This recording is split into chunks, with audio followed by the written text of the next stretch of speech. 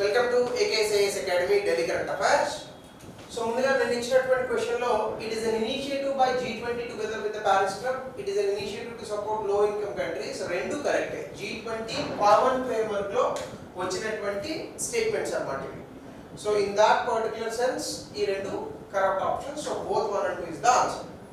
So before we go to the session announcement, if you are looking for UPSC 2026 admissions అట్లాగే group 1 and group 2 both Telangana and Andhra Pradesh in both mediums Telugu and English దయచేసి కింద number కి call చేయండి. ఇక ఈ రోజు topic వచ్చేసి ప్రపంచంలోనే జీడిపి పర్ క్యాపిటా అంటే తలసరి ఆదాయంలో కోఆపరేటివ్స్ ముఖ్యంగా సహకార సంఘాలకు సంబంధించి ప్రపంచంలోనే మొట్టమొదటి స్థానంలో మన అమూల్ వచ్చింది. సో మీ అందరికీ తెలుసు భారతదేశంలో వర్జియస్ కురియన్ అనేటటువంటి వ్యక్తి వైట్ రివల్యూషన్ అనే కాన్సెప్ట్ తీసుకొచ్చాడు. అంటే రైతుల దగ్గర నుంచి మిల్క్ అంటే ఈ యొక్క లైఫ్ స్టాక్ నుంచి మనకి ఏదైతే వచ్చేటటువంటి పాలు ఉంటాయో వాటిని సేకరించి ఈ సహకార సంఘాల ద్వారా ప్యాకెట్ల రూపంలో ఈ యొక్క పాల ఉత్పత్తి అనేటటువంటి దాన్ని ప్రజలకి డిస్ట్రిబ్యూషన్ చేసేటటువంటి ఈ ఒక కంపెనీ అమూల్ కంపెనీ. ఈ అమూల్ని చూసి చాలా కంపెనీలు వచ్చాయి. హెరిటేజ్ వచ్చింది, జెర్సీ వచ్చింది, డోడ్లా, మన ఇంకా ఎన్నో రకరకాల మిల్క్ కంపెనీస్ వచ్చాయి. కానీ అమూల్ తన తాలూకా పేరు ఏదైతే ఉందో ఒక బ్రాండ్గా మలుచుకునేటటువంటి ప్రయత్నాన్ని చాలా అద్భుతంగా చేసింది, చేస్తోంది కూడా. కేవలం మన దేశంలోనే కాదు వేరే దేశాల్లో కూడా అమూల్ ప్రొడక్ట్స్ దొరుకుతున్నాయంటే అతిశయోక్తి కాదు. సో దీన్ని గుర్తించినటువంటి ఈ యొక్క ఇంటర్నేషనల్ లెవెల్లో సో దీన్ని గుర్తించినటువంటి ఇంటర్నేషనల్ కోఆపరేటివ్ ఎలియన్స్ దీని తాలూకా ఇంటర్నేషనల్ కోఆపరేటివ్ ఎలియన్స్ దీని తాలూకా హెడ్ క్వార్టర్స్ మనకి బ్రసెల్స్లో ఉంది, బెల్జియం. సో వీళ్ళు ఏంటంటే ప్రపంచంలో ఉన్నటువంటి కోఆపరేటివ్స్ వీళ్ళు సాధారణంగా మానిటరింగ్ అనేది చేస్తూ ఉంటారు. సో ఇక్కడ వరల్డ్ కోఆపరేటివ్ మానిటర్ 2025 రిపోర్ట్లో ఈ గుజరాత్కి సంబంధించినటువంటి ఈ అమూల్ ఏదైతే ఉందో Gujarat cooperative milk marketing federation దీన్ని ఈ అమూల్ బ్రాండ్ని నెంబర్ 1 కోఆపరేటివ్ అంటే ప్రపంచంలోనే చాలా అద్భుతమైనటువంటి సహకార సంఘంగా గుర్తించారన్నమాట. ఇది ఎలా గుర్తించారు అంటే పెర్ క్యాపిటా పర్ఫార్మెన్స్ అంటే తలసరి ఆదాయం అని అనుకోండి. సో అమూల్ ద్వారా వచ్చేటటువంటి తలసరి ఆదాయం. అయితే ఇంత గొప్ప రికార్డ్ సాధించడానికి అమూల్ ఏం చేసింది? 3 టైర్ కోఆపరేటివ్ స్ట్రక్చర్ ఉంది. దాదాపుగా అమూల్లో 36 లక్షల మంది ఈ పాల ఉత్పత్తిదారులు ఉన్నారు. ఒక సాధారణంగా యూరోప్ లాంటి ప్రాంతాల్లో ఒక దేశ జనాభా అలాంటిది 36 లక్షల మంది కేవలం అమూల్లో మనకి పాల ఉత్పత్తిదారులు ఉన్నారు. 18,600 విలేజ్ డైరీ కోఆపరేటివ్స్ నుంచి ఈ పాల సేకరణ జరుగుతుంది. సో దీనివల్ల సమ్మిళిత వృద్ధి, సామాజికంగా వచ్చేటటువంటి సమానత్వము, అట్లాగనే గ్రామీణ ప్రాంతాల్లో అభివృద్ధి ఇవన్నీ కూడా మనకి సాధ్యపడుతున్నాయి. అయితే సాధారణంగా ఇట్లాంటి టాపిక్స్ వచ్చినప్పుడు మనకి స్టాక్ ఇన్ఫర్మేషన్ అని ఉంటుంది. అంటే ఈ అమూల్కి సంబంధించినటువంటి రిపోర్ట్ అడగచ్చు, అడగకపోవచ్చు. కానీ దీని వెనకాల ఉన్నటువంటి ఇన్ఫర్మేషన్ మనం చదువుకోవాలి. ముఖ్యంగా this is what makes the difference between a layman and an aspirant. అంటే సాధారణ వ్యక్తులకి ఈ ఎగ్జామినేషన్ ప్రిపేర్ అయ్యేటటువంటి వ్యక్తులకి మధ్య ఉన్న వ్యత్యాసం ఇది. సాధారణంగా మామూలు వ్యక్తులు అయితే ఏం చేస్తారు? ఇది చదివి వదిలేస్తారు. కానీ ఎగ్జామినేషన్ పాయింట్ ఆఫ్ వ్యూలో చూసేవాళ్ళు దీని వెనకాల ఉన్నటువంటి సమాచారాన్ని తెలుసుకోవాలి. కోఆపరేటివ్స్ అంటే ఏంటి? ఇక్కడ నుంచి మనం మొదలు పెడదాం. అయితే కోఆపరేటివ్స్లో 7 సూత్రాలు ఉంటాయి. వాలంటరీ అండ్ ఓపెన్ మెంబర్షిప్ అంటే స్వచ్ఛందంగా మెంబర్షిప్ ఉంటుంది.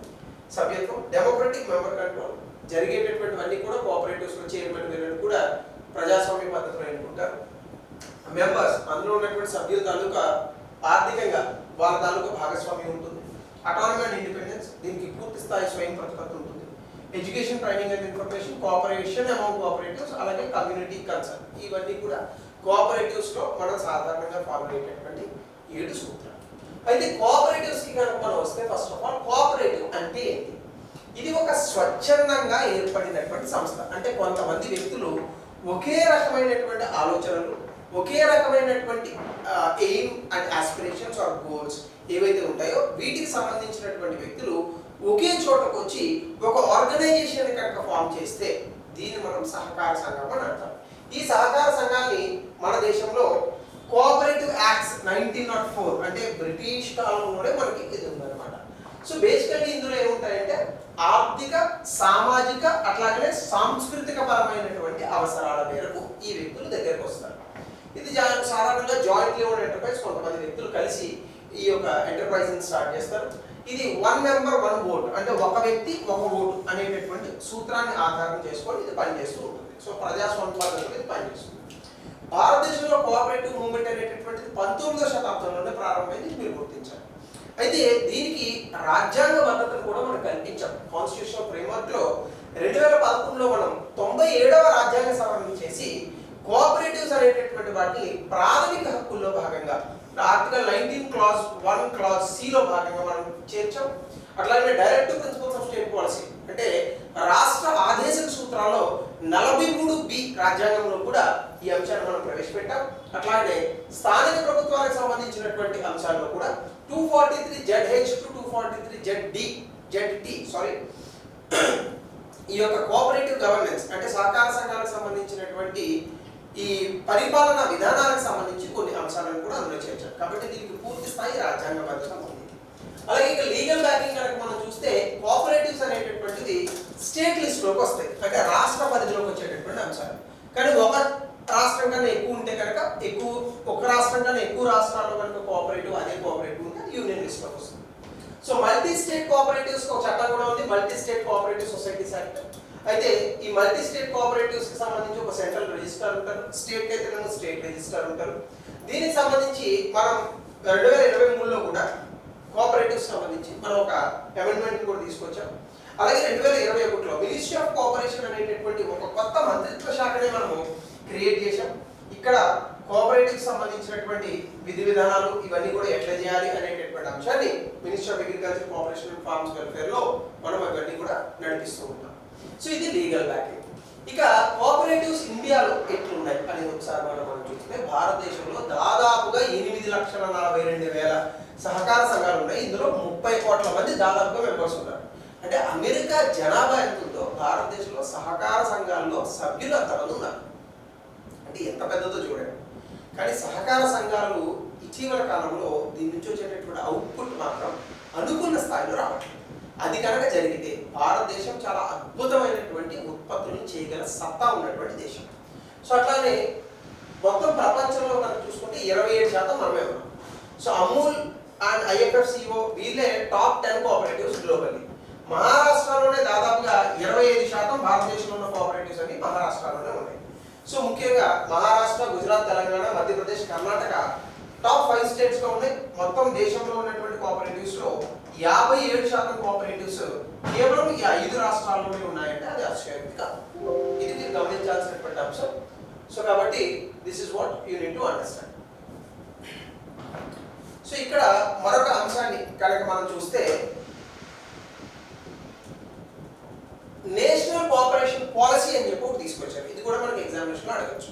అంటే జాతీయ సహకార విధానము 2025. ఇదేంటిది? మినిస్ట్రీకి ఒక విజన్ ఉంది, సహకార సే సమృద్ధి. అంటే ఏంటి? సహకారం ద్వారా ప్రాస్పరిటీ, అంటే సమృద్ధిని సాధించడం. ఇది 2002లో వచ్చిన పాలసీని మార్చి ఆ స్థానంలో వచ్చింది. 2045 వరకు ఇదే పాలసీ కంటిన్యూ అవుతుంది. దీని ద్వారా multipurpose primary agriculture credit societies MPACS అని అంటారు. వీటిని 2 లక్షలు సృష్టించాలని ప్రభుత్వం ఏంగా పెట్టింది. అంటే ఏంటిది? ఈ అగ్రికల్చర్ సొసైటీస్ ద్వారా రైతులకు రుణాలు అందించేటటువంటి అంశం. ఇది మనం గుర్తుపెట్టుకోవాలి. సో అట్లాగే dairy infrastructure development fund, PM Matsya Sampada Yojana, national programme for dairy development, ఈ స్కీములు అన్నింటినీ కూడా వీటి కోసం వాడుతూ ఉంటారు ఈ పాలసీలో. సో ఇవన్నీ కూడా మన దేశంలో కోఆపరేటివ్స్ పెంచడానికి వచ్చినటువంటి రకరకాల సెక్టార్స్ లో ఉన్నటువంటి స్కీమ్స్. అలాగే కోఆపరేటివ్ ఎడ్యుకేషన్ ని పెంచడం కోసం త్రిభువన్ సహకారి యూనివర్సిటీ అనే యూనివర్సిటీని కూడా స్థాపించింది ప్రభుత్వం. దీని ద్వారా కోఆపరేటివ్ సంబంధించినటువంటి ఇన్ఫర్మేషన్స్ ఇవన్నీ కూడా వాటికి సంబంధించిన ఎడ్యుకేషన్ ని ఇక్కడ ట్రైనింగ్ ఇస్తారు. సో వీటి ద్వారా ఇంకా బెటర్ కోఆపరేటివ్స్ తీసుకురావాలి. అట్లాగే 2025ని ఇంటర్నేషనల్ ఇయర్ ఆఫ్ కోఆపరేటివ్స్ గా ఐక్యరాజ్య సమితి జనరల్ అసెంబ్లీ ప్రకటించింది. కాబట్టి ఇది ఖచ్చితంగా మనకి ఎగ్జామినేషన్ లాంటి వాటిలో అడుగుతాడు.